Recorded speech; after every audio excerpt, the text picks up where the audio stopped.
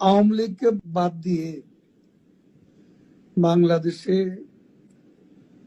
কোনো বিশ্বাসযোগ্য, গ্রহণযোগ্য নির্বাচন, নিরপেক্ষ নির্বাচন হতে পারে না এবং তারা নিজেরাও আদৌ নির্বাচন দেবে এ ব্যাপারে আমরা যথেষ্ট সন্দিহান।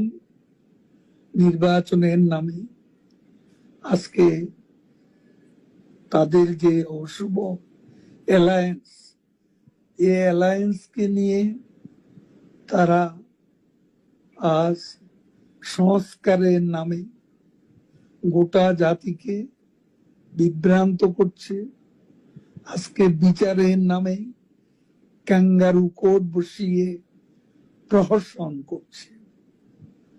এই ধারা আমরা গুড়িয়ে দেব এবং এর বিরুদ্ধে আমাদের প্রতিরোধ চলবে।